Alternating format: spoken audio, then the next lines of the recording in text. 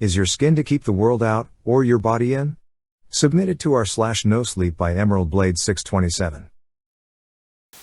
In my youth, I felt the earth move beneath my feet. I lived in a small town outside of an ever-growing city. I loved it.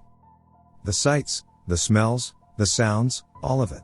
It couldn't have been more different than the metropolis that loomed in the distance, polluting the night sky with its glowing lights. The city had tall buildings that grew into the sky, while we had trees trying their best to keep up. Car horns and screeching tires filled your head, while we had crickets singing their songs at night. My parents had brought me there a few times, but I never enjoyed it or felt comfortable there.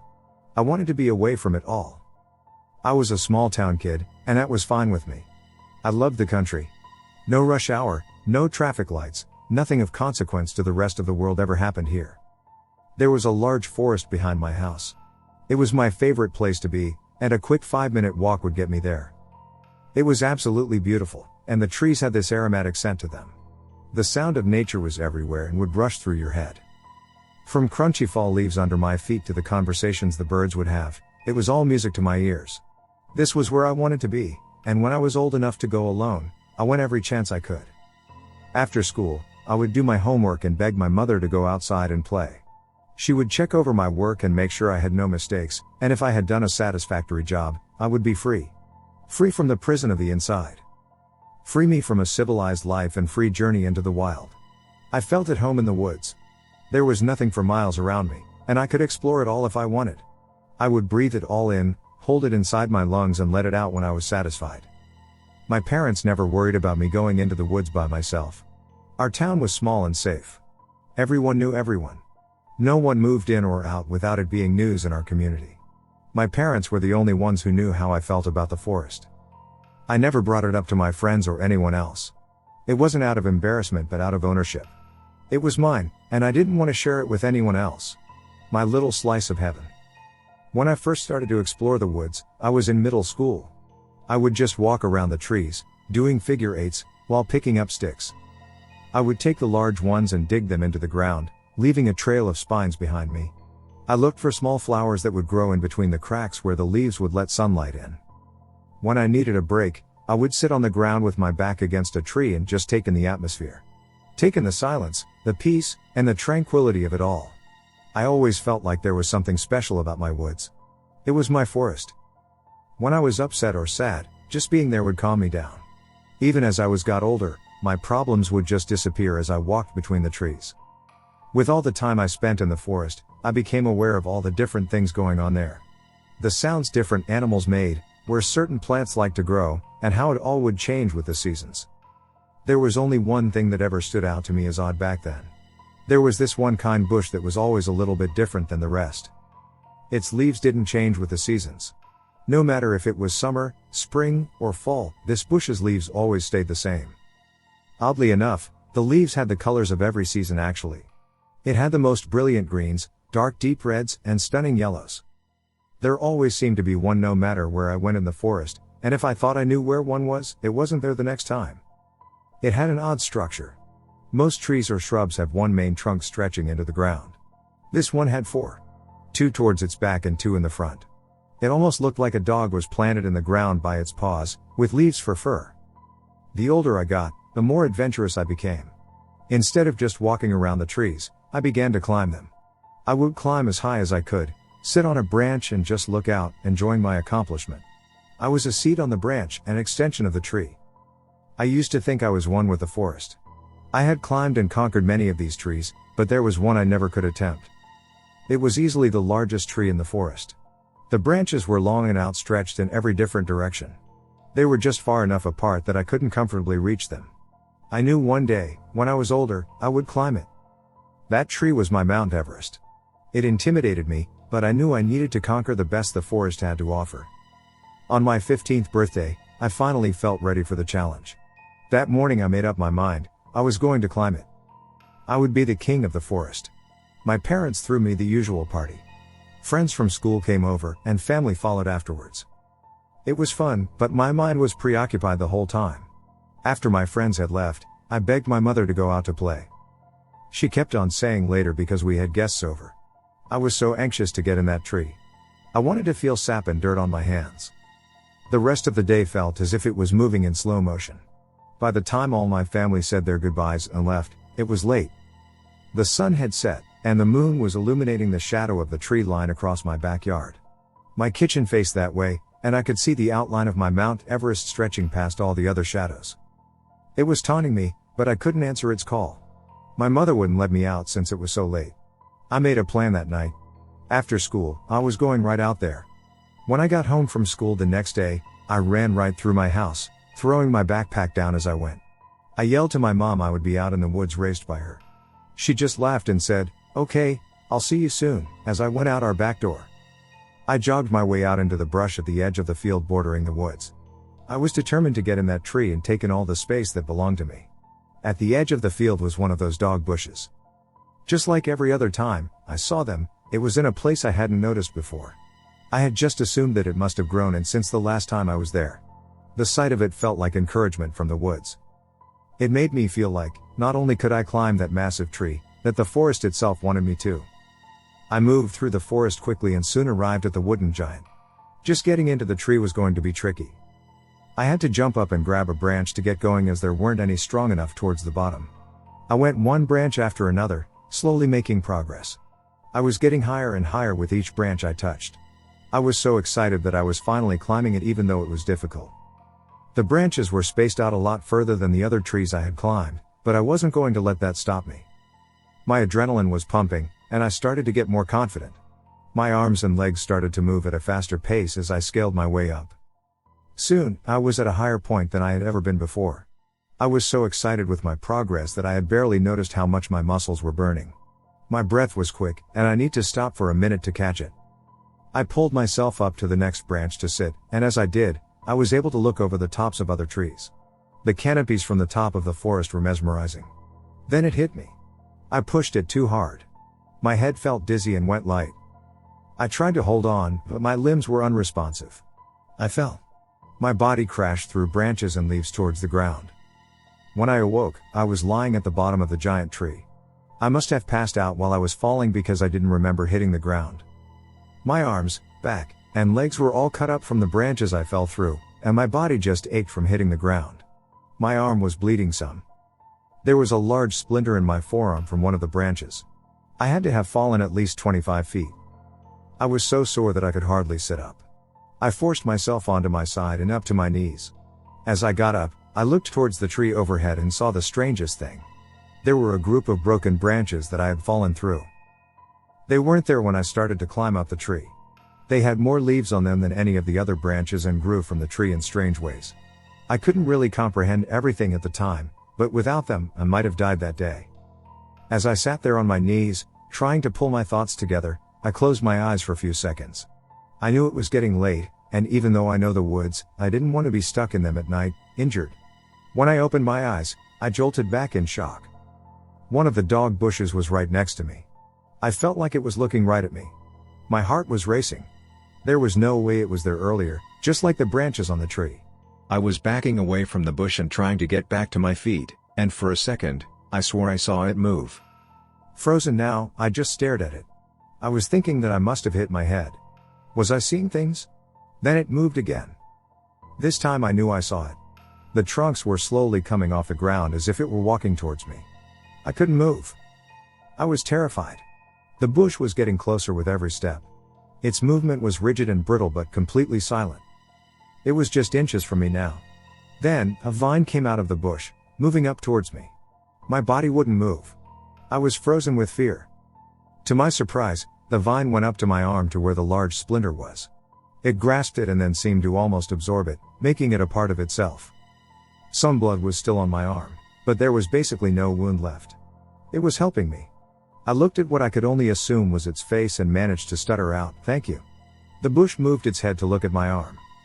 Its vine wiped the blood off, and in the most bizarre, crackled voice, said, "Is your skin to keep the world out or your body in?"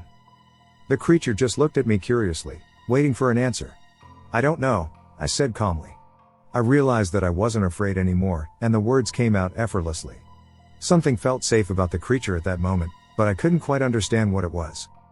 It didn't say anything back. Instead, it turned around and started to run. It ran between and around the trees. It was doing figure eights just like I used to when I was younger. The creature came back after a minute. "Have you been watching me?" I asked. It walked up to me and dug one of its legs into the ground. When it pulled it back up, there were a cluster of flowers, the kind I always looked for. "You've been with me this whole time, haven't you?" It was almost dusk, and the woods were getting darker by the minute. I knew I needed to go home. I was still in a lot of pain as well, and it would take me longer than usual to get back to my house. "Thank you again," I said to the creature. "But I have to go home now." It walked with me towards the edge of the woods, but before I even noticed, it was gone. After stumbling through the brush and then the field between the woods and my house, I was exhausted. My mother was waiting for me when I got back.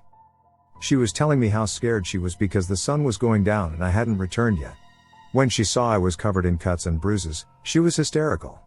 She didn't know how close I was to dying, if it wasn't for those branches at the bottom of the tree breaking my fall. I knew what really had saved me, and I was lucky to be alive. After a scolding about climbing trees and being told I wasn't to go into the woods anymore, I was bandaged and sent to bed. I never told her about the dog bush. I don't know if I even believed what I saw myself. But if it was real, it was something I wanted to keep to myself. It was my forest and my secret. I didn't go back into the woods much after that, partly because of my mother's concern but mostly because I was getting older. I started to play sports in high school, which took up a lot of my free time, and I wanted to hang out with my friends more and more. Over the next few years, I would occasionally go for walks in the woods to clear my mind, but nowhere near as much as I used to. When I did, I would always look for the dog bush, but I never saw it. As I grew older, so did my town. The city was outstretching its branches into the suburbs, and the suburbs outstretched its branches into my town. Subdevelopments were popping up all around my small quiet town, making it busier and busier. By the time I graduated from high school, there were so many new houses being built, and the people followed. For the first time, you could go into town and not know someone's name. By this point, it had been almost a year since I was in my woods. I hadn't thought too much about going out there as I was getting ready for college and planning on moving away from my town. I had heard around town that the housing units being built around the area were running into some problems. There were snakes in the basements. The fish that were in man-made lakes were dying out. Wolves were being spotted all over the place, causing some construction workers to refuse to work. I had spent so much of my childhood in these woods and never saw any of the kinds of things people were gossiping about. Soon, I was going to be leaving this place. Even though I felt I had grown out of this little town, I wouldn't have had wanted to grow up anywhere else. On one of my last few days before going off to college, I woke up and peered out towards the woods. I thought about all the great times I had out there and about the great tree that I was never able to climb. I was older now. I was taller and a lot stronger than when I was 15. I knew I had to go see it one last time and maybe even try to get up into it again. A last farewell to the greatest rival I knew growing up, to my childhood, to my woods. They were my life for so long, I needed to say goodbye to it all. The sights, the smells, and the sounds. I made my way out my back door. I walked through the field and into the brush at the edge of the woods. This place was my second home. The one place that I could escape reality. So many amazing memories came flooding back as I walked into the forest. I was giddy with excitement, and there was a skip in my step. I had missed being here and realized that I shouldn't have stayed away for so long. As I cleared the tree line and made my way into the woods, a strange feeling came over me. Everything felt different than it used to be. The air was moist and heavy. It reeked of rotting debris. Each step I took made me feel uneasy. I felt like a stranger in my house. It was as if I was trespassing. This didn't feel like home. Cautiously, I kept on walking towards the great tree. As I approached it, the hairs on the back of my neck began to stand on edge. There was a dog bush next to it, but it looked dried out and sickly. There were no leaves left on it, revealing a tangled, gnarled body. It was sad to see it like that. They used to look so vibrant and lively. The memories of the day I tried to climb the tree, all those years ago, crept into my mind. I hadn't thought about it in so long, and I still wasn't sure if everything that had happened that day was real or not. I looked around and saw many of the trees were devoid of branches and leaves. It wasn't the same. Something had changed in the forest. I could see houses through the back of my woods. I had never been able to see past the trees before. I had to sit down. This wasn't how I remembered this place at all. It felt alien and different. A chill crept through my body as a sharp wind cut through the air. The dead dog bush began to shake. It moved violently. Dark soil and dirty water began to be absorbed into it through its roots. I was stunned and couldn't move as I watched the transformation take place. Grease and grim encompassed it, forming a large body. The bush became a filthy shadow of itself. In front of me was a pure black beast. It was muscular and intimidating. Finally, the torrent of wind and debris stopped. I sat completely quiet, shaking in fear. 2 red slits popped open on its head, revealing devilish eyes. The shadow pulled its legs from the ground, leaving muddy holes on the forest floor. It inched forward like it was a lizard. Teeth began to show below its eyes. They were sharp and jagged, as if they were bark that had been torn off the side of a tree. I was quivering in terror at the sight. I had come to love this place, and now I just wanted to be out of it. I wanted to go home. A long red snake came out of its mouth between its horrendous teeth. It was licking around as if it was its tongue. I tried to pull myself up to my feet but kept slipping on the dead leaves. The monster began to creep towards me. Its movement was menacing and unnatural. Sounds began to escape its mouth as if it were speaking in tongues. It sounded like a demon. The more I heard, the more I began to understand it. A ghastly whisper caught my ear. I realized that the sound wasn't coming from its mouth but from the forest around me. A gust blew through the woods, and I heard in the wind what it was saying. Is your skin to keep the world out or your body in? It clicked in my head. It was the same creature from all those years ago. I tried to reason with it. I screamed, this isn't you. We know each other. You saved me when I fell out of the tree. Don't you remember? Nothing I said seemed to calm it. It just inched closer and closer. Then the shadow spoke, I'm a flame, I'm a forest fire. It continued to speak in savage tongues, whispering straight into my ears. I will emerge from the hills. I am an avalanche. I am a landslide. I am unchained. I have been awoken. I will unleash hell.